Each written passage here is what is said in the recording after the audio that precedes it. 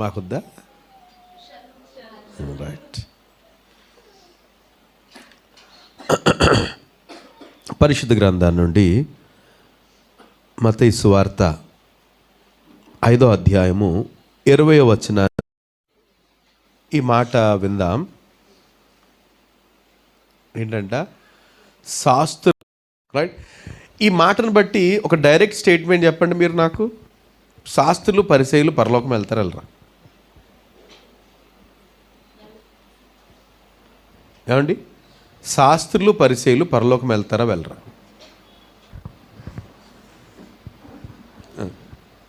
According to this word కదా. ఈ మాటను బట్టి వాళ్ళు వెళ్ళరు. నాకొద్దు వీళ్ళు వెళ్ళరు. కనుక పరలోకం వెళ్ళాలంటే ఏం చేయాలంట? వారికంటే ఎక్కువ పనులు చేయాలంట. వారికంటే మన నీతి అధికం అవ్వాలట. This is statement.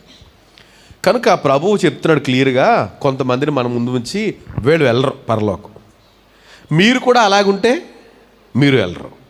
కనుక ఖచ్చితంగా వీరికంటే మన నీతి పెరగాలి. That's all. అది అండి ఈరోజు వర్తమానం. మీకు అర్థమైపోతే నేను ఆమెను అనేస్తా. రైట్. సో ఆమెను అనే ముందు వాళ్ళ నీతి ఏంటో కొంచెం ధ్యానం చేద్దాము. ఆటోమేటిక్గా మనది పెరగాలనేది ఒక ఆలోచనకు వద్దాం, అప్పుడు ముగించేద్దాం. రైట్. ఈ శాస్త్రులు, వీళ్ళ గురించి, ఈ శాస్త్రులు పరిసయ్యుల గురించి, వీరు పూర్తిగా వారి ఆత్మ క్రీస్తుకు వ్యతిరేకంగా ఉంటుంది. మనం గమనిస్తే యేసుప్రభుని సిలువేసింది ఎవరు? వీళ్ళే పరిసయ్యులు, శాస్త్రులు, ధర్మశాస్త్రోపదేశకులు. వీళ్ళేమో వెనకాల వాళ్ళు పోగేసుకొచ్చారు, మందను తీసుకొచ్చారు. కనుక ఆటోమేటిక్గా మాబు మందలో కలిసిపోతే అందరూ అన్నట్టుగా అలా చేసేసారు. కనుక వీళ్ళు పూర్తిగా వ్యతిరేకము. వీళ్ళు పరలోకం వెళ్ళలేరు.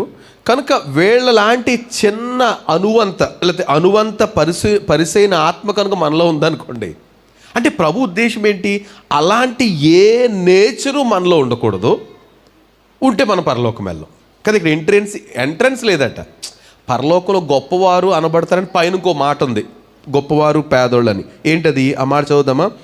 ఈ ఆజ్ఞల్లో మిగుల అల్పమైన ఒక దానిని మీరి మనుషులకు అలాగున బోధించువాడెవడో వాడు పరలోక రాజ్యంలో మిగుల అల్పుడు అనబడును. అయితే వాటిని గైకొని బోధించువాడెవడో వాడు పరలోక రాజ్యంలో, అంటే పరలోక రాజ్యం ఎంట్రీ అయిన తర్వాత ఎక్కడో దిక్కిన సరిలేండి, పోనీ అలాగైనా సరిపెట్టుకోవచ్చు. అండ్ లోపలికి వెళ్ళాక చిన్నప్పుడు అనుకున్నాండి, సినిమా థియేటర్లోకి వెళ్ళిపోతే సరిపోద్దండి, ఎక్కడ చోట్లో పోయినా ఏదో మూల నిలబడాను, అంత కసి ఉండేది. అమ్మో ఇప్పుడు గుర్తొస్తే సిగ్గేసేస్తుంది. ఎంత కసి, ఏదైనా వెళ్ళిపోవాలి ఏమండి. దాని కొరకు అమ్మని ఎదిరించేసి బాబ్బా ఎలాంటి రిస్క్లైనా చేసేసి, బోరు వర్షమైనా సరే గొడుగేసుకుని, ఖర్చు పెట్టుకుని, ప్లాస్టిక్ కవర్ పెట్టేసుకుని, ఏమైనా సరే ఏం చేయాలి? లోపలికి వెళ్ళిపోవాలి. అది ఒకప్పుడు ఆశ. ఇప్పుడు ఆశ ఎలా ఉండాలట మనకి? ఏదోలాగా పరలోకం వెళ్ళాలి. ఏదోలా అంటే మనం ఏదోలాగా ఎందుకంటానంటే, ఇక్కడ చాలామందిని గొప్పోళ్ళు పెట్టాడు దేవుడు. ఎవరిని? శాస్త్రులు పరిసయ్యులు. వాళ్ళు చూస్తుంటే అందరికీ భయమే, యూదులందరికీ భయం. వీళ్ళు శాస్త్రులు పరిసయ్యులు ధర్మశాస్త్ర దేశకులు అని వారి గురించి అంటే, యేసు ప్రభు ఏమో ఉతికి ఆరేసాడు వారిని. వారు ప్రతిదానికి వచ్చేవారు, ప్రతిదానికి వచ్చి ఇదేంటిలాగా ప్రతిదీ క్వశ్చన్ చేసేవారు. ప్రభు మాత్రం ప్రతిసారి వాళ్ళు కౌంటర్ ఇస్తానన్నాడు. ఎప్పుడు వారిని ఏకీవించలేదు. ఎందుకని? ఏకీవించే స్థితి వారికి లేదు. వారు ఎక్కడ ఉంటారంటే ఖచ్చితంగాను వేరే ప్రదేశంలో, పరలోకంలోకి ఎంట్రీ లేదు వాళ్ళకి, వేరే ప్రదేశంలో ఉంటారు. అది వాక్యం చెప్పేది. కనుక సో ఆ వారి ఆత్మ లాంటి కొంచెం మనలో ఉన్నా కూడా మనము పరలోకానికి అర్హులం కాదు. వారి నీతి కంటే మన నీతి అధికం అవ్వాలి అనే విషయాల్లో నేను త్వరగా కొన్ని విషయాలు మీ ముందు పెట్టాలని ఆశపడుతున్నా. ఏమండి, పరిసయ్యులకున్న ఒక ప్రత్యేక లక్షణం 23వ అధ్యాయం మత్తయి సువార్త. నేను ఈ మాటలన్నీ చదివించను కానీ మీ ముందు పెట్టడానికి మాత్రం నేను ఐఎమ్ వెరీ ఈగర్ టు 23వ వచనం చూస్తే 23 నుంచి 23 లేకపోతే 25 లేకపోతే 27 ఈ మాటలను చూస్తుంటే వారి గురించి అన్న మాటలు ఏంటంటే అయ్యో. ఏంటండి? ప్రభు ఏమన్నాడు? అయ్యో. ఇంకో మాట, అయ్యో అంటే సర్లే, ఎప్పుడంటాం అయ్యో అని? అయ్యో ఎప్పుడంటాం అయ్యో అని? అమ్మా అరే చెప్పండి, అయ్యో అని ఎప్పుడంటాం? Good థింకా bad థింకా? మంచికి ఎప్పుడు చెప్పం అయ్యో అని కదండి.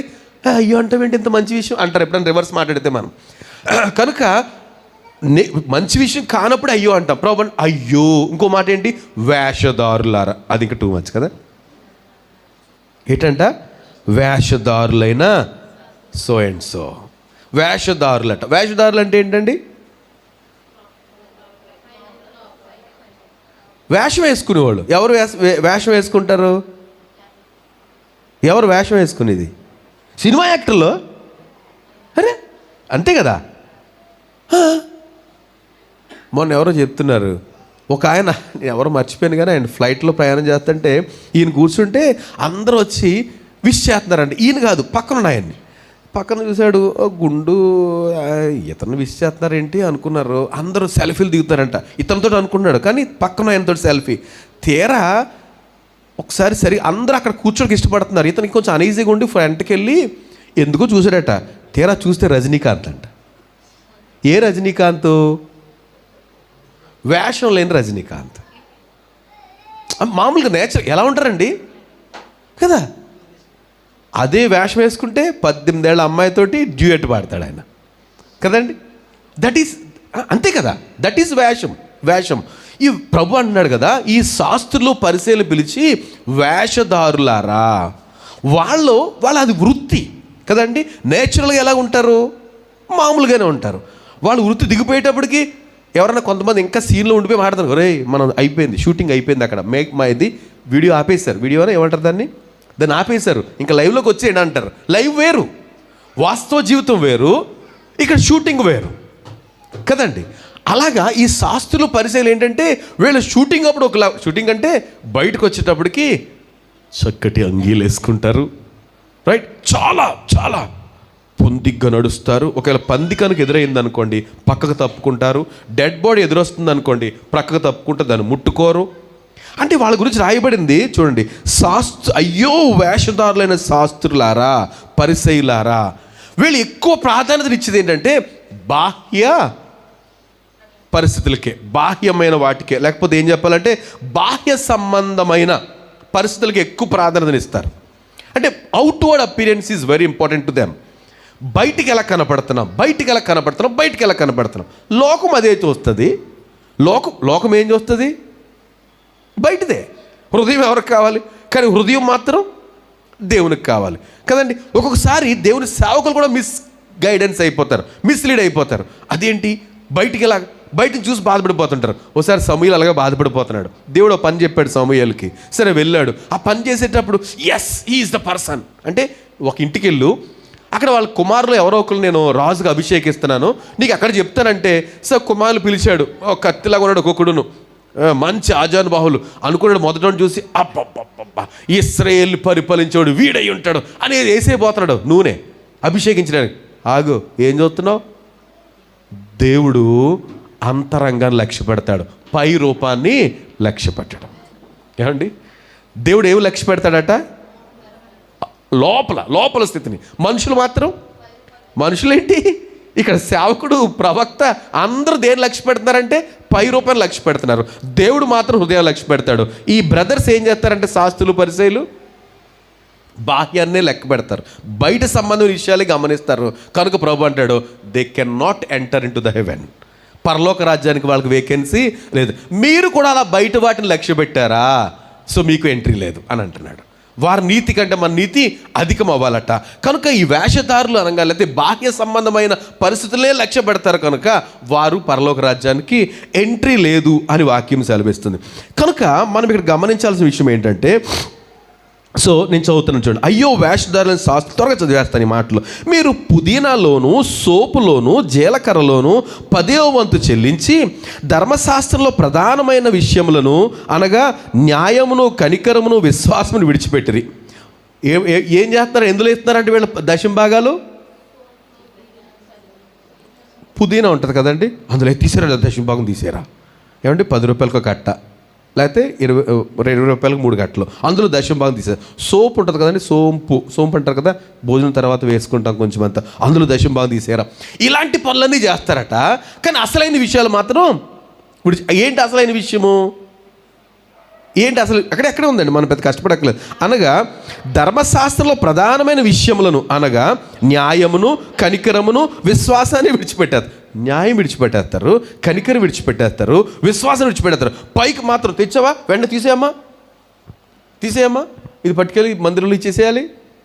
ఏమండి, హృదయాలను చూసే దేవుడు వాటిని లెక్క చూస్తున్నాడు. కనుక మనని ఇంకా ఏమన్నాడు చూడండి, అంటాడు కదా, విడిచిపెట్టిరి వాటిని మానక. ఏంటంట? తీయడం మానొద్దు. ఏంటంట? వాటిని మానొద్దు, వాటిని మానక వీటిని చేయవలసి ఉండెను.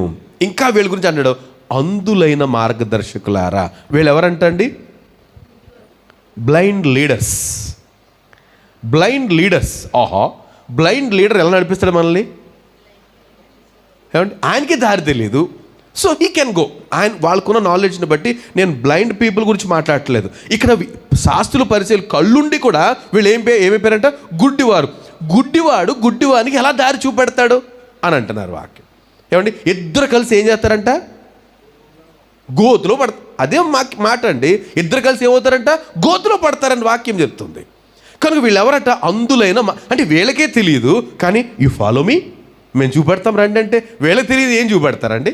తెలిసిన వాళ్ళు చూపించవచ్చు, రైట్? వీళ్ళ గురించి చెప్పాల్సి వస్తే మార్గదర్శకులారా. ఇంకోటి ఏంటంటే, దోమ లేకుండానట్లు ఒడియగట్టి ఒంటెను మృంగువారు మీరే. అంటే మాట ఏంటంట? నేను ఇంకో మాట చెప్పాలి. సరే, వీళ్ళు ఫిల్టర్ చేసేటప్పుడు దోమలుంటే తీసేస్తారండి. దోమ వచ్చేసిందని తీసేస్తారట. ఒంటి ఉందనుకోండి మింగేస్తారట.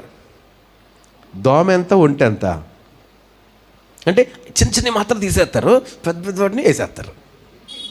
అది అర్థం, రైట్? చిన్న విషయాలు తీసేద్దాం, నష్టమే లేదు కదా, తీసేద్దాం. పెద్ద అమ్మో కుదరదు. ఇది పెద్దగా వివరించడానికి నాకు అనిపించట్లేదు. మీరు ఆలోచించాలి. మనం ఏ చిన్న విషయాల్లో ఎంత ఉత్సాహంగా ఉన్నామో పెద్ద విషయాలు ప్రభు అడుగుతున్నాడు. కానీ పెద్ద విషయాలు మాత్రం అన్నీ కొట్టుకెళ్ళిపోతాయి.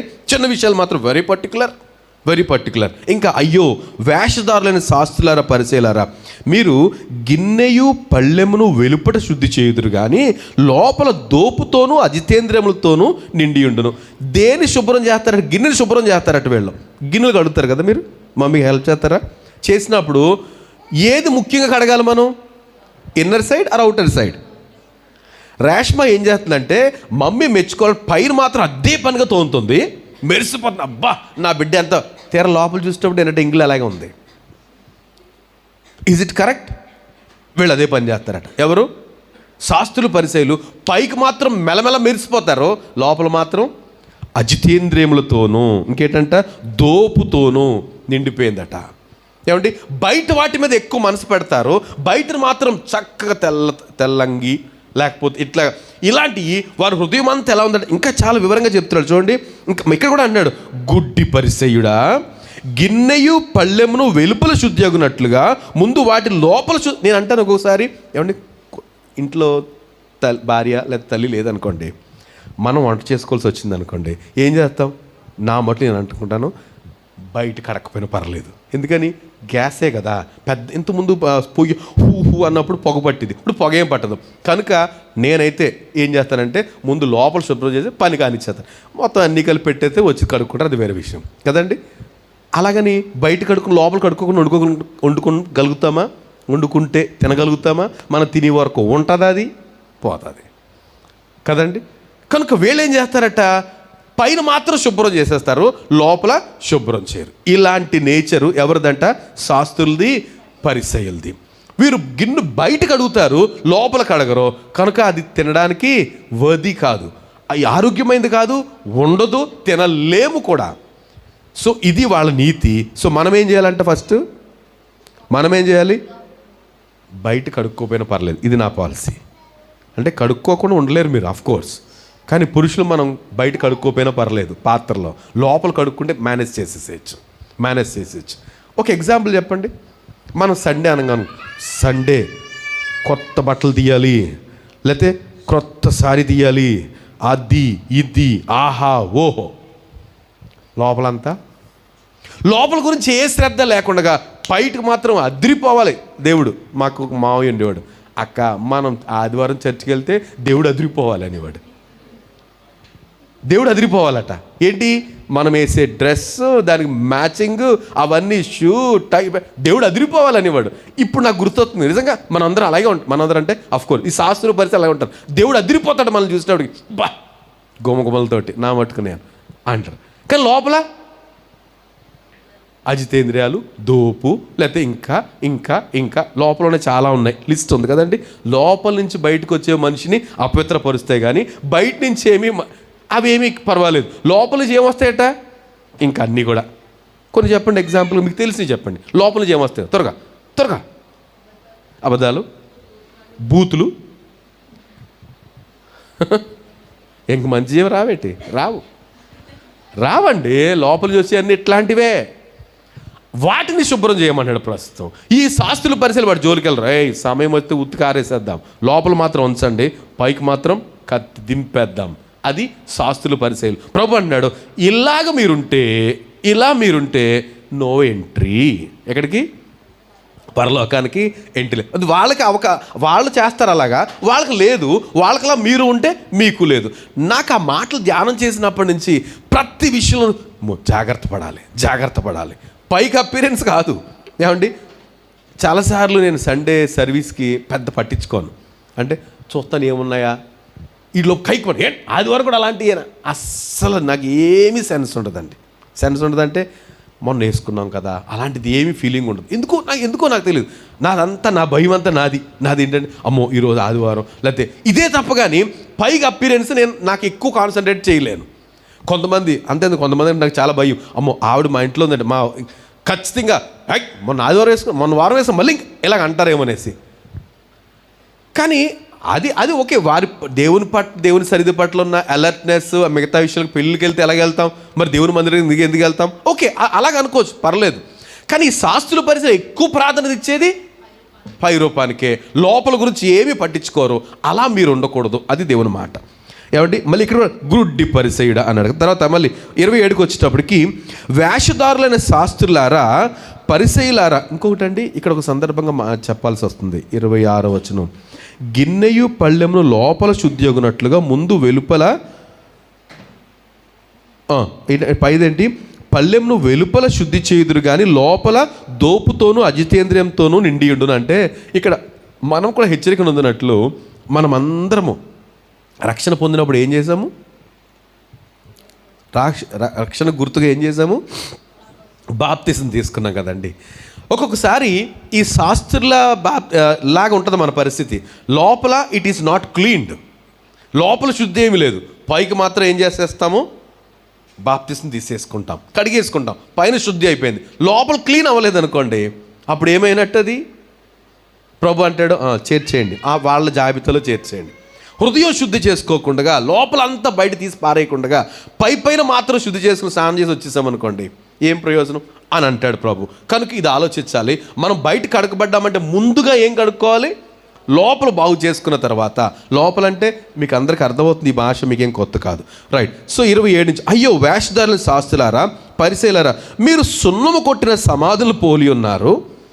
ఏమండి, సున్నం కొట్టిన సమాధులు, గోరీలు అంటారు కదా, గోరీ అది అంటారు కదా, పైకి సూపరం, ఏమంటే టైల్స్, లేకపోతే ఖరీదు. మీకేమైనా కావాలంటే నర్సాపూర్ స్టేషన్ పేట బెరియల్ గ్రౌండ్ రండి, ఒక్కొక్క రకంగా ఉంటుంది. బహుశా క్రిస్టియన్ ఈ బెరియల్ గ్రౌండ్స్ అలాగే ఉంటాయి, ఒక రకంగా ఉంటుంది. సమాధుడు అంటే ఎంత కత్తి, మా నాన్న సమాచారం ఉండరా, మా తాత సమాచారం ఉండరా, మా కొడుకు సమాచారం ఉండరా, మా బాబు సమాచారం, ఇలా ఒక రకంగా అదిరిపోతాయి. దాన్ని ఎంత ఖరీదు పెడతారో తవి చూస్తే ఏముంటుందండి.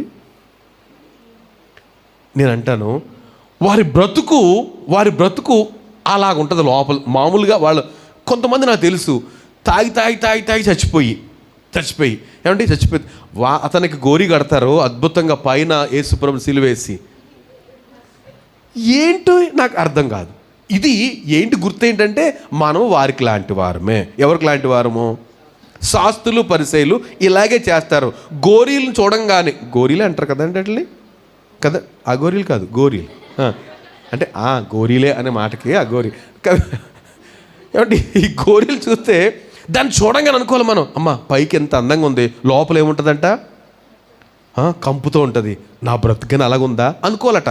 ఎప్పుడన్నా వెళ్ళినప్పుడు, ఎవరైనా చనిపోయినప్పుడు వెళ్తాం కదా, వెళ్ళినప్పుడు అమ్మో ఇవి ఎంత అందంగా ఉన్నాయి, లోపల ఎలాగుంది లోపల మా బ్రతుకులు ఎలాగ ఉన్నాయి ఖచ్చితంగా ఆలోచించాలి. శాస్త్రులు పరిశీలి దాని గురించి ఏం పట్టించుకోరు, పైకి ఎలా కనబడుతున్నాము అంతే. సో వెలుపల శృంగారముగా అగుపడుదురు కానీ లోపల చచ్చిన వారి ఎముకలతోనూ సమస్త కల్మషంతో నిండినది. అలాగే మీరు వెలుపల మనుషులకు నీతిమంతులుగా అగుపడుచున్నారు కానీ లోపల వేషధారణతోనూ అక్రమంతోనూ నిండి ఉన్నారు. ఇక్కడ ఈ సందర్భం అయిపోయింది. ఏమండి, వేషధారులు వెలుపల అందంగా కనపడుతున్నారు, లోపల మాత్రం ఏముందంట, అక్రమము. కనుక మనం వెలుపల శ్రద్ధ కంటే ఏ శ్రద్ధ ఎక్కువ చూపించాలి? లోపల శ్రద్ధ కొరకు, లోపల నుండి బాగు చేయండి.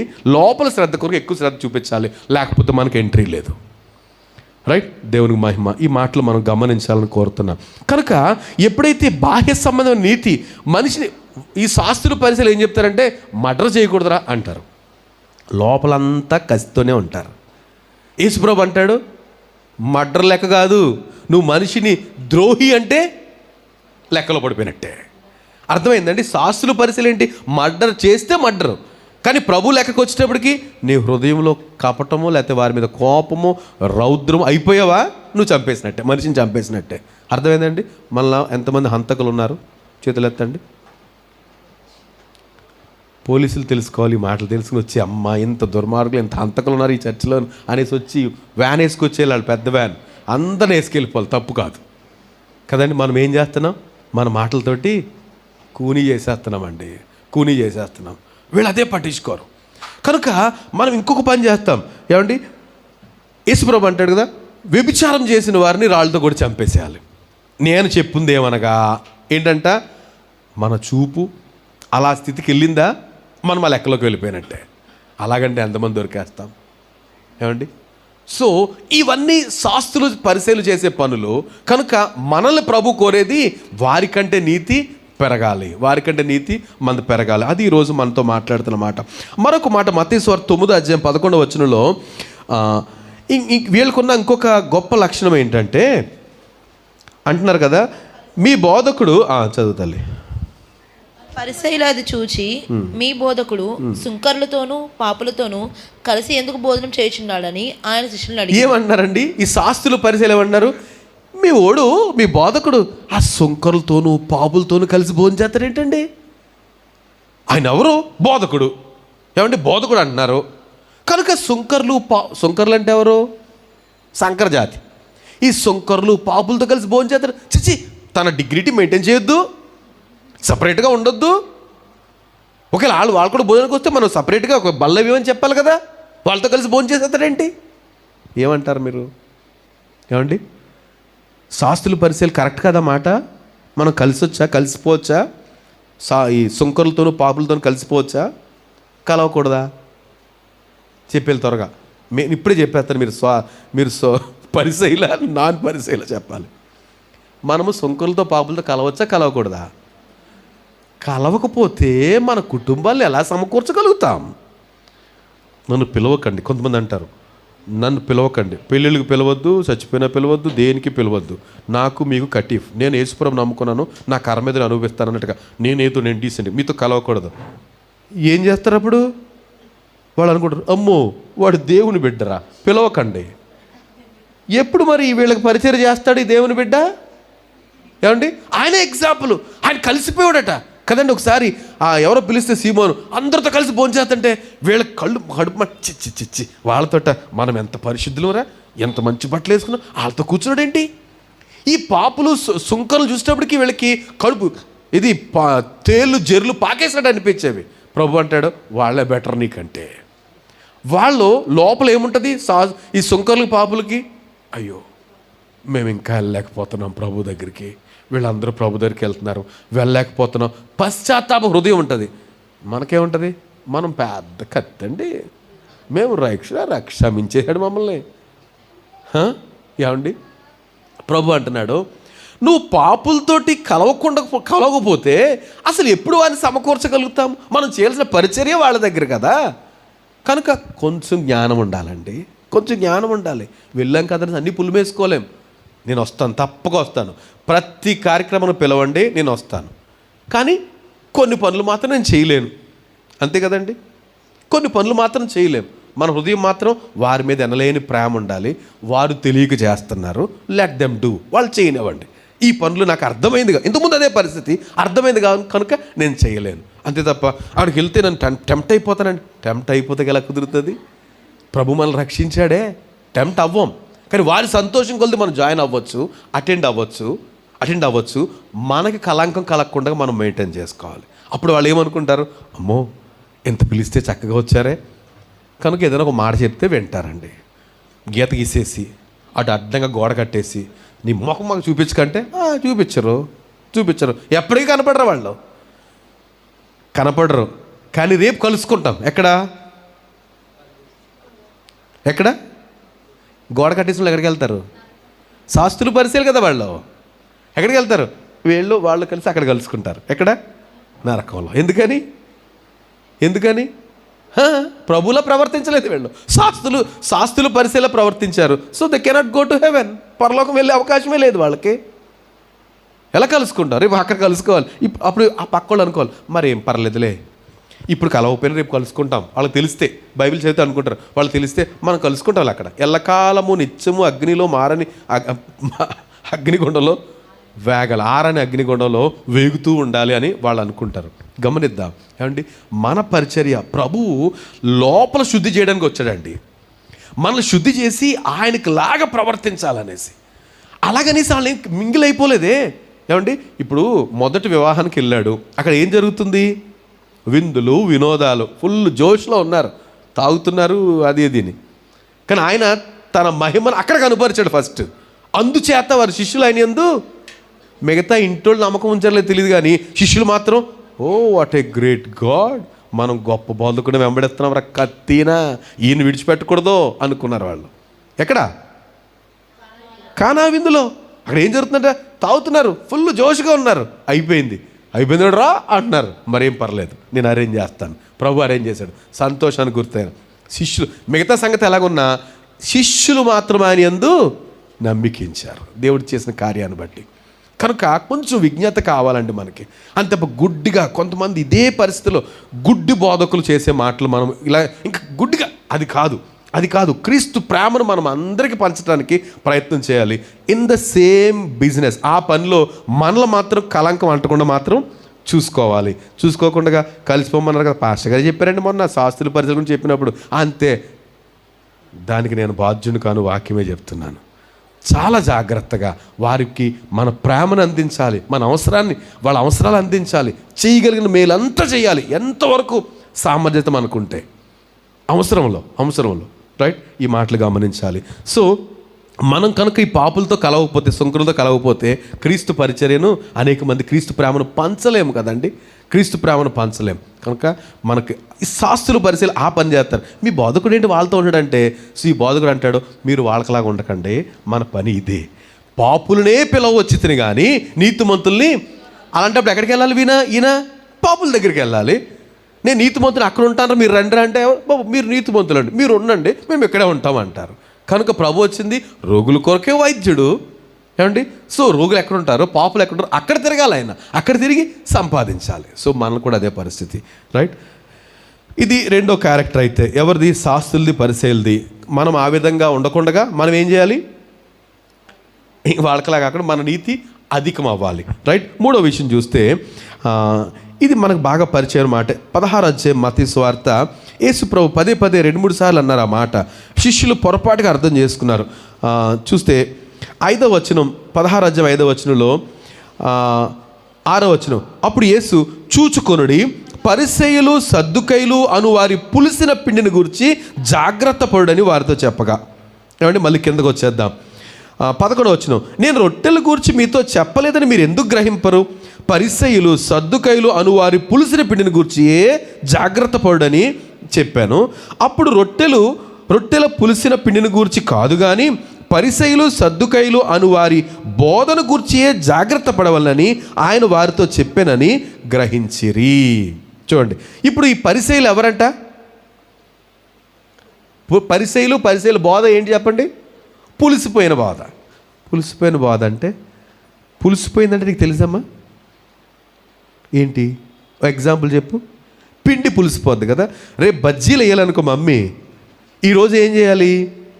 ఈరోజు పొద్దున టిఫిన్కి చేసిన కొంచెం పిండి బయట ఉంచి పులవ పెట్టాలి. అప్పుడు రాత్రి ఏం చేయాలి? ఆ తయారు చేసిన పిండిలో ఈ పులిపిండి కొంచెం చేస్తే పొద్దుడికి బజ్జీలకు తగిన మెటీరియల్ సిద్ధమవుతుంది. ఎంత వేస్తారో నూనెలో ఎంత అవుతుంది పులిసింది. సో ఇది మంచి కొరకు మనం ఉపయోగించాము. కానీ ప్రభువు శాస్త్రుల్ని, పరిసయ్యుల్ని, సద్దుకాయల్ని మంచి కొరకు వాడలే. ఈ పులిసిన వాళ్ళు ఎక్కడన్నా ఉన్నారంటే మనల్ని అందరినీ ఏం చేస్తారంట? పులిగి పెట్టేస్తారు. అది విషయం. పులిసింది మనకు చాలా దిక్కున అవసరం. మీరు అంటాడు కదా, మనకు చాలా అవసరం. ఎందుకని పెరుగులోకి పులిసిన పిండి, పెరుగు అవ్వాలంటే, పాలు పెరుగు అవ్వాలంటే. సో చాలాసార్లు చాలా వాటికి పులిసింది అవసరమే.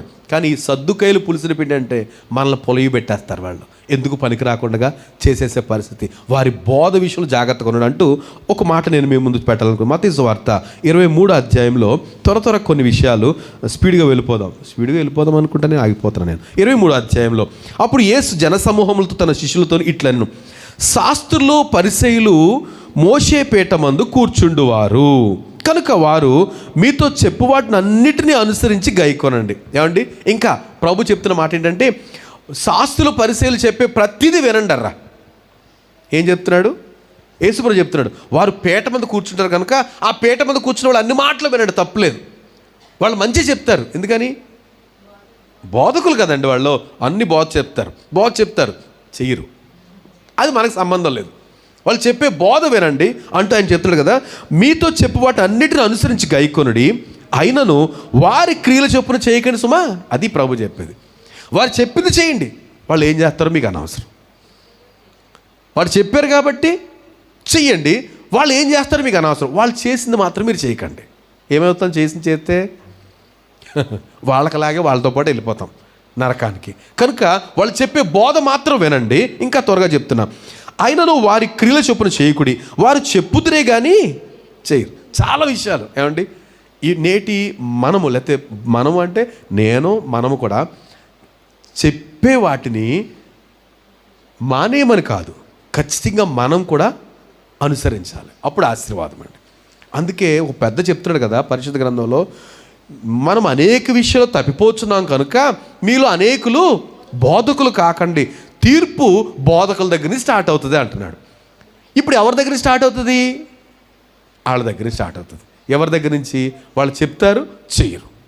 కానీ ఇక్కడ బోధించే నేను, లేకపోతే మీరు ఎవరికైనా బోధిస్తుంటే మనం ఏం చేయాలంట?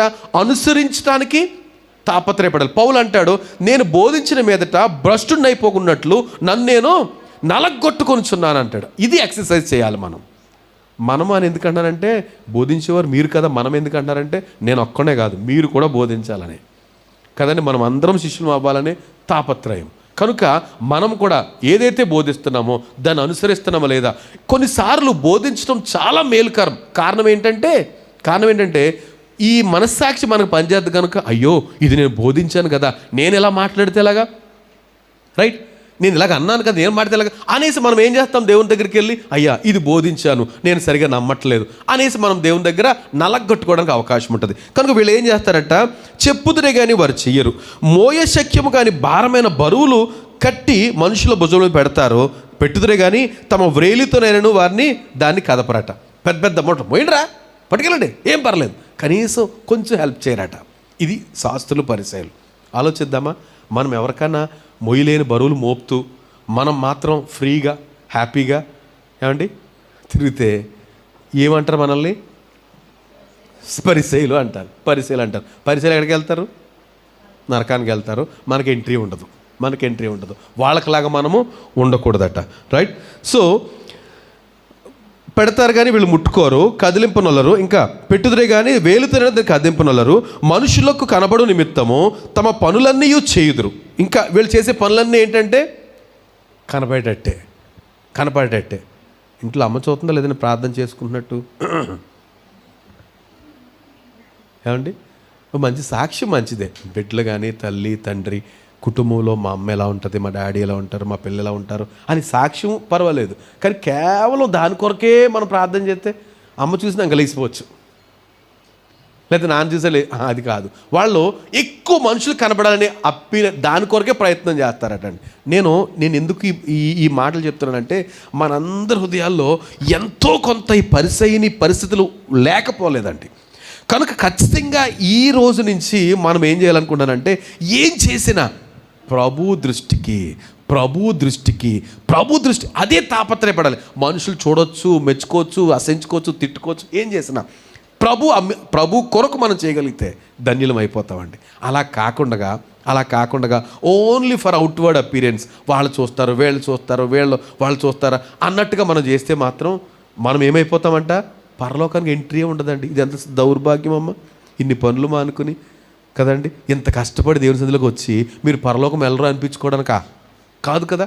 కనుక కొంచెం మన బిహేవియర్ మార్చుకోవాలనేసి నేను త్వరగా చదువుతున్నా. వారు ఏం చేస్తారు? మనుషులు కనబడు నిమిత్తము తమ పనులని చేయుదురు, తమ రక్షరేకులు వెడల్పుగాను తమ చెంగులు పెద్దవిగాను చేయుదురు. రైట్. విందులలో అగ్రస్థానములను, సమాజ మందిరంలో అగ్రపీఠములను ఏం చేస్తారట? ఎరా పాస్టర్ గారిని పిలుస్తూ ఎక్కడ కూర్చోబెట్టాలి? నలుగురితో పాటు కూర్చోబెట్టద్దా? సపరేట్ బెంచ్ చేయొద్దా? సపరేట్ చేయొద్దా? భోజనం అంతా కలిపి పెట్టేస్తాబట్టి ఆయన కూడా కుర్చీ వెనకాల నిలబడాలా? మన సాంప్రదాయం అది. కుర్చీల వెనకాల నిలబడటం అనేది మన సాంప్రదాయం. ఏం చేస్తాం? అది మారాలని ప్రయత్నం చేస్తున్నాం. మారాలంటే కానీ మనమే నిలబడతాం. ఏం చేస్తా? టైము. ఎందుకంటే కార్యక్రమానికి క్రమం ఉంటుంది కదా. 10 గంటలకు అంటారు పాస్టర్ గారు పెళ్ళి కానీ ఏదన్నాను, అది 1 గంటకి స్టార్ట్ అవుతుంది, 2 గంటలకి మమ అనేసి అయిపోతుంది. అందరూ ఒకేసారి పడతారు. ఏం చేస్తా? కుర్చీ వెనకాల నిలబడకుండా. అప్పుడు వచ్చే ప్రశ్న, ఎంత టైం అయినా సరే పాస్టర్ గారు వేరే పెంచాలని తెలియదా? వాళ్ళు ఏదో పని చేస్తారంటే శాస్త్రులు, పరిచయాలు. అఫ్కోర్స్ ఆ ఇంటి వారికి ఉండి అమ్మో పాస్టర్ గారు అని పెడితే తప్పులేదు. కానీ అని అంటే ఈ లెక్కలోకి వెళ్ళిపోతామంటే భయపడాలి మనం. నేను మా పాస్టర్ గారి విషయంలో మాత్రం హృదయపూర్వకంగా ప్రభుని స్తుతిస్తాను. ఎక్కడ కంప్లైంట్ ఉండేది కాదు. ఇంకా నేనే మాట్లాడతాను. రైట్ పాస్టర్ గారు ఆయన ఎక్కడ పెట్టినా, ఏం పెట్టినా, అది ఎంత లేటుగా పెట్టినా చక్కగా చేసేసి వచ్చేసి వెళ్ళిపోయారు అంతే. నేను వెనకాల ఎన్ని కామెంట్స్ ఇదేంటి అనేవాని, కానీ ఆయన మాత్రం ఒక్క కామెంట్ లేదు అసలు. ఎన్నిసార్లు అలా గమనించాను. అమ్మా ఏం మాట్లాడలేదు, నాకెందుకు పైన పెట్టలేదు, లేకపోతే ఏమీ ఉండేది కాదు అసలు. రైట్. మనము శాస్త్రుల నీతి కంటే, పరిశీలన నీతి కంటే మన నీతి అధికం అవ్వాలంటే కనుక వారు ఏం చేస్తారట? అగ్రపీఠాలు కోరుకుంటారట. ఉన్నతంగా స్టేజ్ చిన్నదేశారేంటి? ఏమనుకున్నా నేను? 1000 మంది ఉంటే వస్తానేంటి? 4000 మంది ఉంటే వస్తాను. ఇలాంటి కొంతమంది అంటున్నారని వింటున్నాం మనం. ఏమండి వీళ్ళు అలాంటి పరిస్థితులే. నేను భయపడుతున్నా, ఒకవేళ మనము లేకపోతే మన సేవకులు అందరూ శాస్త్రులు పరిశీలన అయిపోయారు అనుకోండి, పరలోకం ఎవరితో నిండబడి తెలుసా మీకు? సుంకరులు, పాపులతోటి పరలోకం నిండిపోతుంది. మనం మాత్రం అక్కడి నుంచి చూసి వాళ్ళు కూడా ఉన్నారు, వాళ్ళకి ఆశీర్వాద చెప్పడం అనుకున్నాను, వాళ్ళు కూడా ఉన్నారు లోపల. ఇలా బాధపడాలి మనం అండి. మనం వెళ్ళాం. శాస్త్రులు, పరిచయులు పరలోకం వెళ్ళరటండి. మనం అక్కడ ఉండకూడదు, వాళ్ళకిలాగా ఉండకూడదు. ఖచ్చితంగా మన బిహేవియర్ మార్చుకోకపోతే ప్రమాదంలో పడిపోతాం. ఈరోజు బోధ ఎలాంటిదంటే, మన క్రైస్తవాన్ని పెంచుకునేది కాదు, అసలు పరలోకానికి ఎంట్రీ బోధ ఇది నేను భయపడుతున్నా. ఎంట్రీ వెళ్ళడానికి గేట్ పాస్ లాంటిది. అది లేకపోతే వెళ్ళం. వాళ్ళ నీతి కంటే మన నీతి పెరగకపోతే వెళ్ళలేం. దొరికేయట్లేదా? నా మటుకు నేను ఈ మాటలు ధ్యానం చేస్తున్నప్పుడు ఎన్నిసార్లు నేను వాడినే ప్రభువా, పరిసేడు లాంటి శాస్త్రి లాంటి ఎన్నిసార్లు దొరికేస్తున్నా. భయపడతాను ఈ మాటలు వింటున్న ప్రతిసారి.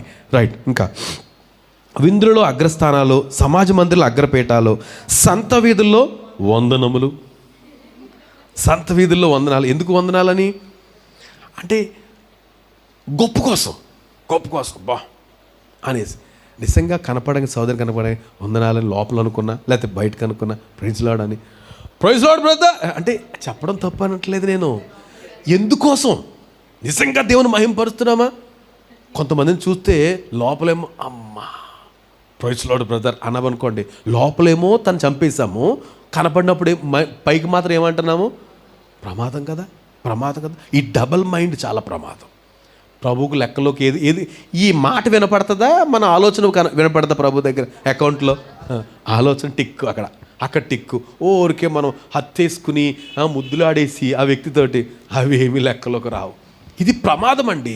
మనం వెంబడిస్తున్న ప్రభు హృదయాన్ని చదివేస్తాడు. ఆయనకి అదే ముఖ్యం.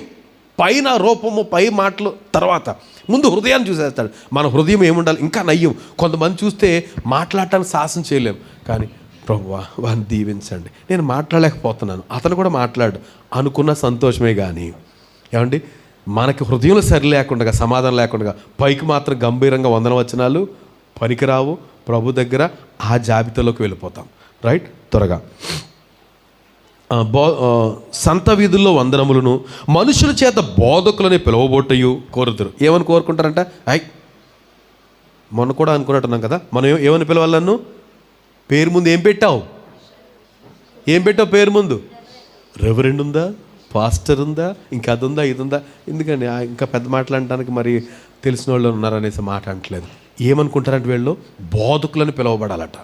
మామూలుగా నిజంగానండి, నిజంగా నాకు తెలుసు పేరు ముందు అవి పెట్టకపోతే వాళ్ళు రారు.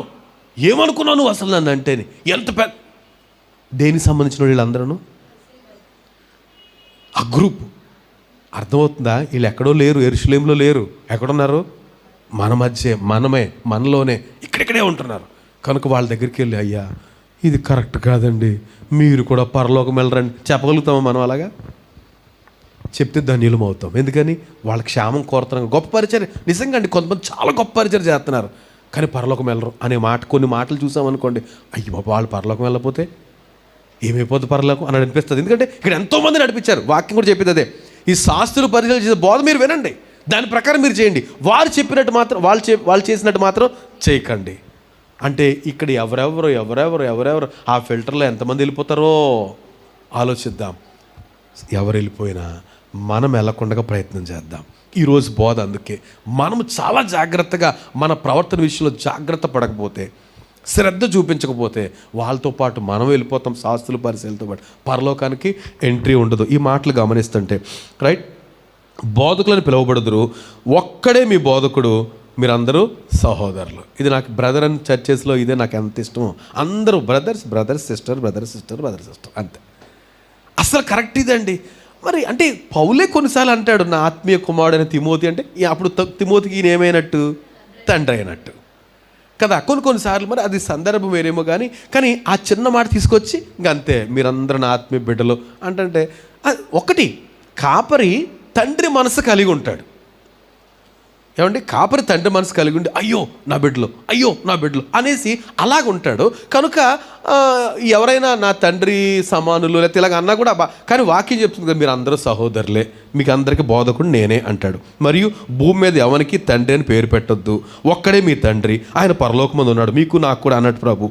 ఆయన మీకు మరియు మీరు గురువులని ఎవరికి పిలువబడొద్దు, క్రీస్తు ఒక్కడే మీ గురువు. కనుక మీరు అందరికంటే గొప్పవాడు మీకు ఇక్కడ దొరికేస్తామండి అందరూ. ఏంటంట? మీరు అందరికంటే గొప్పవాడు మీకు పరిచారకుడే ఉండాలంట. ఏంటి మాటకు అర్థం ఏంటి? ఒక మాట చెప్పండి ఒకసారి. మీరు అందరికంటే గొప్పవాడు మీకు ఏం చేయాలంట? పరిచారకుడే ఉండాలి. మీరందరూ నా విషయంలో చాలా తప్పు చేస్తారు. నేను ఇది పట్టుకెళ్ళాలనుకుంటాను, ఆయన పట్టుకెళ్ళినవాడు, లేకపోతే ఆయన పట్టుకెళ్ళినవారు. ఇది మడతట్టాలనుకుంటాను, పెట్టనివ్వరు. కనుక మీరు నన్ను ఏం చేస్తున్నారు? పరిచయం చేయనివ్వట్లేదు. నేను చెయ్యాలని మనసు ఉంటుంది, మొదట్లో ఉంటుంది ఇలాగా. ఆ తర్వాత బాగా పెద్ద అయిపోతాడు, ఎంత పొట్ట ఇలా వచ్చేస్తుంది, అప్పుడు వంగలేను, అప్పుడు ఈ వాక్యం చెప్పడానికి పనికిరాను. ఇప్పుడు తీసుకెళ్ళగలుగుతాను, ఇది తీసుకెళ్ళగలుగుతాను, మడతెట్టగలుగుతాను, పెట్టనివ్వరు. నా మనసు మాత్రం అలాగ ఉండాలి, పరిచర్య మనసు చేయడానికి సిద్ధంగానే ఉండాలి. నేను మడత పెట్టడం ఏంటండి అనుకుంటే, మీ గుంపు వేరేగా ఉందండి అంటాడు ప్రభు. మీ గుంపు వేరేగా ఉంది, ఆ గుంపులోకి వెళ్ళండి, మీరు మడత పెట్టక్కర్లేదు, నిరంతరము అగ్నిగుండంలో కాగాల్సిందే. మీలో గొప్పవాడైన వాడు ఏమి ఉండాలంట? పరిచర్య చేయవాడే ఉండాలంట. ఈ మాటకి ఎంతమంది దొరికేస్తాం? నేనేంటి మడత పెట్టడం? నేనేంటంటే భుజానేసి పట్టుకు వెళ్ళటం? దానికి ఎవరు ఎగ్జాంపుల్ మనకి? ప్రభువేనండి. నాకు ఆ ఫోటో మొన్న ఎవరో చిట్టిగారు ఎవరో పెట్టారు, ప్రభు క్యాలెండర్లో ఉంది, బైబిల్లో క్యాలెండర్లో. ఆయన చక్కగా కూర్చుంటే, ఒక శిష్యుడు కూర్చుంటే కింద కూర్చుని బేషన్లో ఆయన కాళ్ళు పెట్టించి కడుగుతున్నాడు ఆయన. ఆ పిక్చర్ కళ్ళలో కనబడుతుంటే ఎవరైనా కింద కూర్చున్న ఆయన క్రియేటర్, సృష్టికర్త, ఆయన ఒక శిష్యుని కూర్చోబెట్టి ఆయన కాళ్ళు తీసుకుని పళ్ళెంలో పెట్టి నీళ్లు పెట్టి కడుగుతూ ఆయన నడుం కట్టిన తువాలు తీసి తుడుస్తుంటే ఏంటండి ఇది?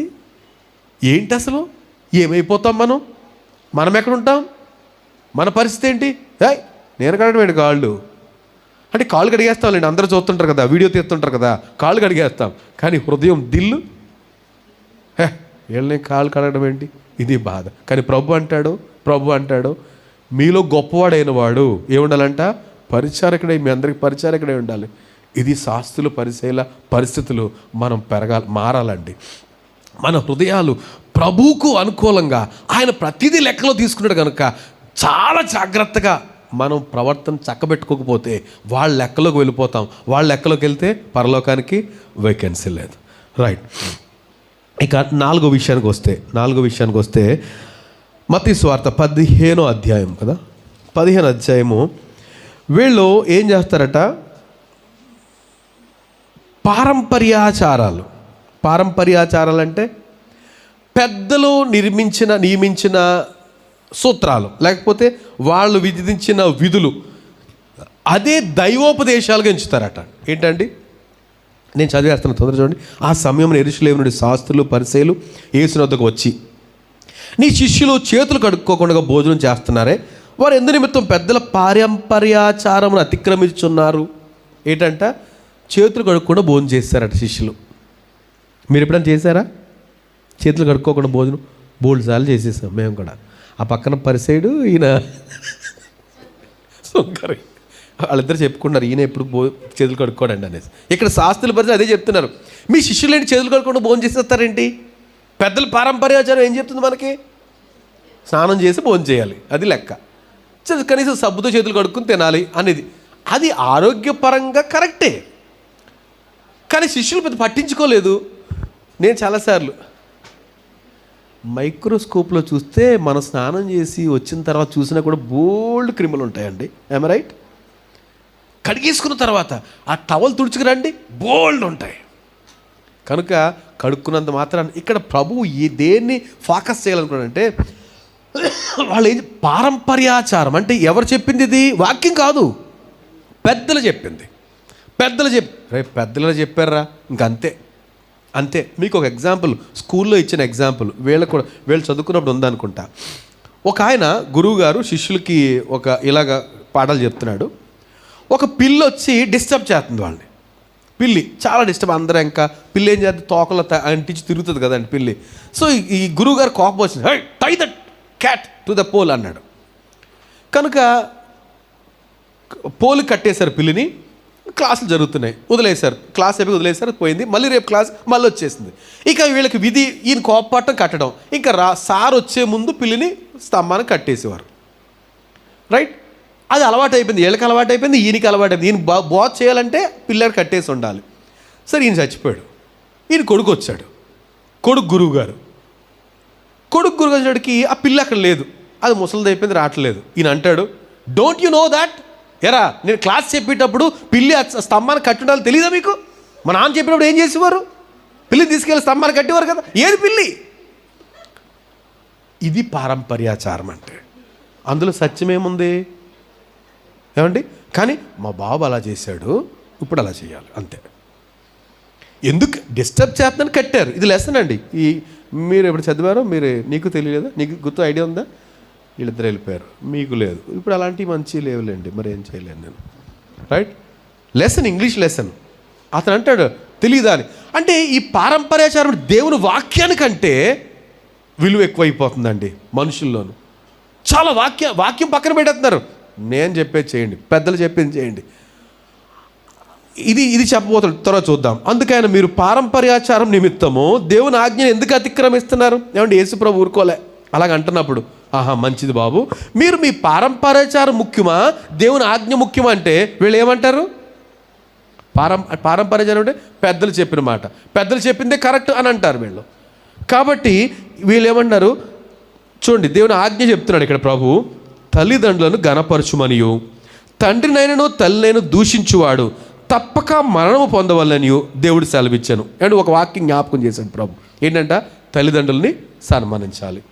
తల్లిని కానీ తండ్రిని కానీ దూషించువాడు, లేకపోతే అంతే కదండి, తప్పక మరణం పొందాలి దేవుని వాక్యం ఉంది కదా. మరి మీరు ఆ మాట నెరవేరుస్తున్నారంటే వీళ్ళు ఏం చేస్తున్నారంటే శాస్త్రులు పరిచయాలు బాబుని అమ్మని చూసి, అమ్మ ఈరోజు నీకు ఇవ్వాల్సిన డబ్బులు నెలకింత అని ఇచ్చేవాడు తల్లిదండ్రులకి. దేవుడు గుళ్ళో వేసేసానమ్మా, పాస్టర్ గారు క్రిస్మస్ పెడతానన్నారు కనుక ఈ కానుక పాస్టర్ గారికి ఇచ్చేసాను, ఈ నెల నీకు నేను ఇచ్చే డబ్బులు లేవు. ఎవరికి ఇచ్చేసాను? దేవుడికి ఇచ్చేసాను. ఏది కరెక్ట్ అండి? ఏది కరెక్టు? క్రిస్మస్ కానుక ఇవ్వటం ఓకే, అది తల్లిదండ్రులకు ఇవ్వాల్సిన దాన్ని మానేసి ఇవ్వడం. ఇప్పుడు వీళ్ళు ఏది ప్రాధాన్యత? క్రిస్మస్ పెట్టాలన్నా సంవత్సరానికి ఒకసారే, లేకపోతే ఏమనుకుంటారు మన గురించి? పారంపర్యాచారం. క్రిస్మస్ పారంపర్యాచారమా కాదా? నిస్సందేహంగా, ఏ విధమైన సందేహం లేకుండా ఇది పారంపర్యాచారమే. ఎందుకని పారంపర్యాచారం అంటున్నాను నేను? పారంపర్యాచారం ఎందుకంటున్నాను? దేవుని వాక్యంలో లేదు, అది దేవుని వాక్యంలో లేదు. మనం ఏం చేస్తున్నాం?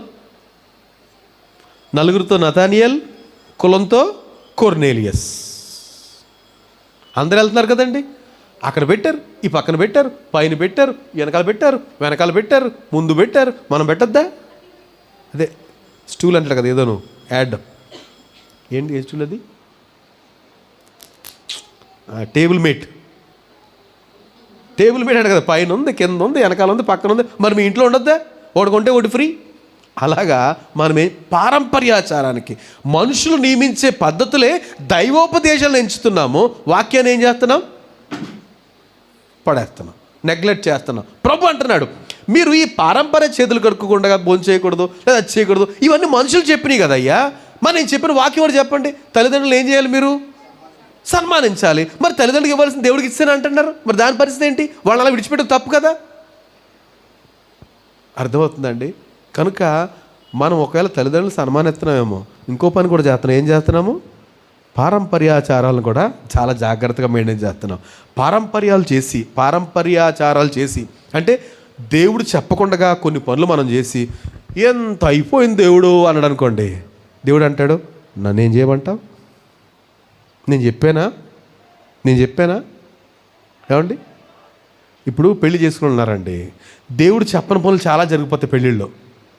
జరిగిపోయి ఆ తర్వాత ఆ యజమాని ఏమండి 10 లక్షలు అప్పు ఉందన్నాడు అనుకోండి. ప్రభు ఏమంటాడు? ఎవడు చేయమన్నాడు? నువ్వెంత, నీ స్తోమత ఎంత? ఎందుకు 10 లక్షల అప్పు? అందరూ ఏమనుకుంటారండి? ఉన్నవాళ్ళు చేస్తారండి అలాగా.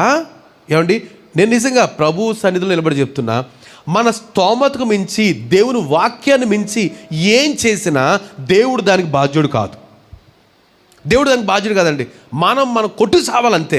దేవుని దగ్గరికి వెళ్ళటానికి కూడా అవకాశం లేదు. ఒకవేళ నువ్వు ప్రార్థన చేస్తున్నావు, మనం ప్రార్థన చేద్దాం అనుకోండి, ఇంకెవరితో మాట్లాడుతుంటాడు కదండి. ఇప్పుడు ఎవరన్నా మీరు శ్రద్ధగా వచ్చి నాతో మాట్లాడుతున్నారు అనుకోండి, నేను ఇంకెవరితో మాట్లాడతాను అనుకోండి, వాళ్ళకి ఏమనిపిస్తుంది? ఏంటి అంత నిర్లక్ష్యం? ఏంటి? గర్వం. నువ్వేమన్నామ్మా? బాధ అనిపిస్తుంది కదా, గర్వం అనుకుంటారు.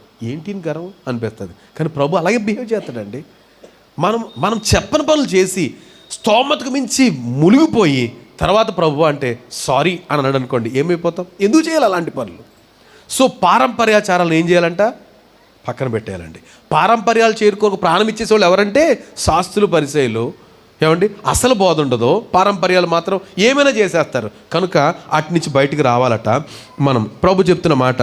సో మీ 6వ వచనం, మీ పారంపర్యాచారం నిమిత్తము దేవుని వాక్యమును నిరర్ధకం చేస్తున్నారు కదా. దేవుని వాక్యం నిరర్ధకం అయిపోతుంది. ఇక్కడ ఒక ప్రవచనం చెప్తున్నాడు, యెషయా ప్రవచనం. ఈ ప్రజలు తమ పెదవులతో నన్ను గనపరచుదురు కానీ వారి హృదయము నాకు దూరంగా ఉన్నది. ఈ మాటకు నేను భయపడుతున్నా. ఏమండి, పెదవులతో ఏం చేస్తున్నారంట? ఓ లార్డ్ వండర్ఫుల్ టామ్ డమ్ డిష్ అంటున్నా. హృదయం మాత్రం ఎలా ఉందంట? అప్పుడు చూసేవాళ్ళు ఏమనుకుంటారు? శబాష్, కత్తిలాగా ఆరాధిస్తున్నాడండి, సౌండ్ సూపర్ అండి. ఆయన దగ్గరికి వెళ్తుందా సౌండ్? వెళ్ళదు. ఇక్కడంతా సౌండ్ పొల్యూషన్ అవుతుంది. ఏం కేకలండి బాబు ఇవి అనుకుంటారు. ప్రభు దగ్గరికి వెళ్ళని కేకలు ఎందుకండి ఇవి? ఎందుకు కేకలు? వారు పెదవులతో స్తుతిస్తారు. ఎవరు? వీళ్ళే శాస్త్రుల పరిచయాలు. హృదయం మాత్రం దేవునికి దూరంగా ఉందట. మనుషులు కల్పించిన పద్ధతులను దైవోపదేశములను బోధించుచు వారు నన్ను వ్యర్థముగా, ఇక్కడ దొరికిపోవట్లేదా మనం? ఎలాగ ఆరాధన చేస్తారటండి? వ్యర్థంగా, వేస్ట్ వర్షిప్. ఎందుకండి? డబ్బులు దండగా, టైం దండగా, ఏమంటే ఎంతోమంది పని దండగా, దూరం నుంచి బంధువులు పిలుస్తాం, అది దండగా. వ్యర్థంగా ఆరాధించడం అదే. మనం ఎప్పుడు పిలవాలి బంధువులు? ఒకసారి అవసరమైతే అండి ఉపవాస ప్రార్థనలు పెట్టుకుంటున్నాము, రండి. దిస్ ఈజ్ బ్లెస్డ్ థింగ్ కదండి. మా పండగ రండి. ఎవరికి పండగ? దేవుడు చెప్పని విషయాలు మనం చేసి అన్నెసెసరీ ఖర్చులు, ఇబ్బందులు, తలపోట్లు, ప్రభు ఏమో ఆలకించడం. నాకేం సంబంధం లేదంటాడు. అది చాలా జాగ్రత్తగా మనం దేవుడు నాకు సంబంధం లేదనే పనికి వెళ్ళామంటే ఎవరు సమాధానం చెప్తారండి మనకి? దేవుడు చెప్పాలి నేనున్నాను అంటే. సముద్రం కాదు కదా, అరణ్యంలో అగాధంలో దిగిపోయినా పర్లేదు, నాకు సంబంధం లేదంటే అడుగు కూడా అడుగే మనం బయట పెట్టకూడదు. ఆయనకు సంబంధం లేదన్నప్పుడు విషయాలు గమనించాలి. రైట్. సో మనుషులు కల్పించిన పద్ధతులు దైవోపదేశం బోధించుచు వారు నన్ను వ్యర్థంగా ఆరాధించుదురు అని యెషయా మిమ్మల్ని గూర్చి ప్రవచించిన మాట సరియే అని వారితో చెప్పాను. జనసమూహంలో పిలిచి మీరు విని గ్రహించుడి. వీళ్ళతో మాట్లాడటం మానేశాడు. ఎవరితోటి? శాస్త్రులు పరిశీలతో మాట్లాడటం మానేశాడు. ఎందుకని? ప్రయోజనం లేదు. వీళ్ళు కన్ఫర్మ్డ్, టికెట్ కన్ఫర్మ్డ్. ఎక్కడికి? నరకానికి కన్ఫర్మ్డ్. కనుక వీళ్ళతో మాట్లాడిన ప్రయోజనం లేదు అని జనసమూహములు పిలిచి మీరు విని గ్రహించుడి. నోట పడునది మనుషుని అపవిత్రపరచుదు కానీ నోట నుండి వచ్చినదయ్యే మనుషుని అపవిత్రపరచునని వారితో చెప్పేశాడు. వాళ్ళు చూస్తుండగానే వీళ్ళకి చెప్పేశాడు. వీళ్ళు చూస్తుండగానే వీళ్ళు చెప్పాడు. ఇప్పుడు శిష్యులు డౌట్ వచ్చింది అంటున్నారు కదా చూడండి. అంతటా ఆయన శిష్యులు వచ్చి పరిసయ్యులు ఆ మాట విని అభ్యంతరపడిదరని నీకు తెలీదా? వాళ్ళు అభ్యంతరపడ్డారయ్యా, నీకు తెలీదా? మాకు తెలీదులే ప్రభు అంటున్నాడు. తెలీదా ప్రభుకి? వాళ్ళు అభ్యంతరం పడాలనే కదా. అభ్యంతరపడి ఎవరైనా మారు మనసు పొందితే మనకులాగా వచ్చి రక్షణ పొందుతారు. అభ్యంతరపడ్డారని చెప్పడం మానేస్తే నరకానికే. ప్రభు ఎవరు నశించుకోవడం ఇష్టం లేదు కదా. కనుక ఆయన చెప్పుకొచ్చాడు. కనుక రైట్. సో నేను అక్కడ ఆపుతున్నా. మిగతా విషయాలు మరి ఎలాగా? టైం అయిపోయింది. రైట్. సో శాస్త్రులు పరిచయాల గురించి ఎంత చెప్పుకున్నా తక్కువేనండి. వాళ్ళకి గొప్ప గొప్ప లక్షణాలు, 50 లక్షణాలు. ఒక బోధకుడు అంటాడు 50 లక్షణాలు ఉన్నాయి వాళ్ళ గురించి, పరిచయాల గురించి. ఎందుకు 50 లక్షణాలు నేను డిస్కస్ చేయాలనుకుంటానంటే అందులో ఏ ఒక్క లక్షణం మన దగ్గర ఉండకూడదు అంటాడు. ఎందుకని? వాళ్ళు నరకపాత్రులు. కనుక వాళ్ళ లక్షణాలు అనుకుంటే మనం ఎక్కడికి వెళ్తాం? కనుక చాలా జాగ్రత్తగా ఉండాలి అంటాడు. కనుక ఈరోజు వరకు ఆపుదాం. ప్రభు చిత్తమైతే ఈ మాటలు మిగతాది కొనసాగిద్దాం, తప్పులేదు. 2 వారాలు దీని గురించి స్పేర్ చేయడం మంచిది నా ఉద్దేశ ప్రకారం. కనుక ప్రభు చిత్తమైతే ఈ మాటలు మళ్ళీ కొనసాగిద్దాం. ఈరోజు మనం జ్ఞాపకం చేసుకున్న విషయాలన్నీ కూడా చాలా చాలా చాలా సీరియస్ అండి. ఇంతవరకు జరిగిన విషయాల్లో మన బిహేవియర్ విషయంలో చాలా మార్పు చెందాలి. లేకపోతే మనం ఏమవుతామంట? పరలోకానికి ఎంట్రీ అవ్వం. కనుక ఈ మాటల ద్వారా మనం హెచ్చరిక నొందుదాం. మనం ఏం చేసినా నోటి మాటతో మాట్లాడుతున్నామంటే హృదయం ఏమవ్వాలి? ఏకీభవించాలి. అంత హృదయమేమో ఇంకేదో ఆలోచిస్తుంది, నోరు మాత్రం ప్రభుని స్తుతిస్తుంది. సారీ, అది కరెక్ట్ కాదు. అది శాస్త్రులు పరిచయులు బోధ. కనుక నేను మరొకసారి రిపీట్ చేస్తున్నా. పరిచయులు లేకపోతే వీళ్ళ నీతి ఎలాంటిదంటే బాహ్య సంబంధమైన, బయటి కనపడటానికి ఎక్కువ ప్రాధాన్యత ఇస్తారు, హృదయాన్ని గురించి ఏ మాత్రము ప్రాధాన్యతనివ్వరు అనేది మనం చూసాం. తర్వాత వీళ్ళు పాపులతో కలవరు. కలిస్తే మేము పరిశుద్ధులము, మాకు ఎక్కడ పాపం అంటేసుకున్నది అనుకుంటారు. కానీ ప్రభు వచ్చిందే పాపులనే పిలవచ్చు. ఇంకా అంటారు పాపుల యేసు ప్రభు మాట అన్నారు. ఏమన్నారు? పాపుల రక్షకుడు. పాపుల కొరకు వచ్చాడండి. పాపులకు స్నేహితుడు అన్నారు ఆయన్ని, ప్రభువుని. ఆయన సంతోషపడండి ఆ మాట అనడానికి. అవును, నేను పాపుల కొరకే వచ్చాను అని అన్నాడు. కనుక మనం పాపులతో కలవకపోతే ఎలా ప్రభు కొరకు సంపాదించగలుగుతాం? 3వ విషయం, ఈ శాస్త్రులు పరిచయాల బోధ ఎలాంటిదంటే పులిసిన పిండి బోధ. కనుక ఒక్కడున్నాడంటే మిగతా పిండిని అంతటిని ఏం చేస్తాడు? పులివి పెట్టేస్తాడు. కనుక చాలా జాగ్రత్తగా వీళ్ళ బోధ, వీళ్ళ బిహేవియర్ కరెక్ట్గా ఉందా చూసుకోవాలి. మనకి ఇది తెలుస్తుందండి మనుషులు చూస్తేనే. ఇప్పుడు వారంగా ఒక్కసారి నన్ను చూశారనుకోండి, నా బోధ, నా ప్రవర్తన మీకు ఏం తెలుస్తుందా? కానీ నిత్యం చూసేవాళ్ళకి ఎందుకు తెలియదు కదా.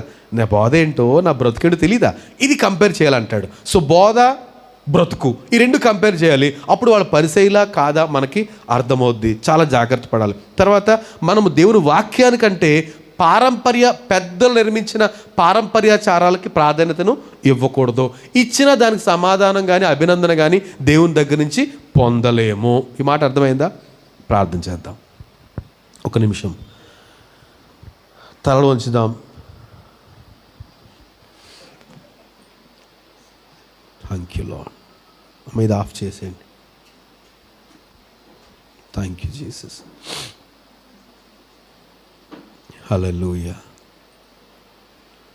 మీరు ప్రభుతో ఒక నిమిషం మాట్లాడాలి, ఏదో మాట్లాడాలి మొత్తానికి.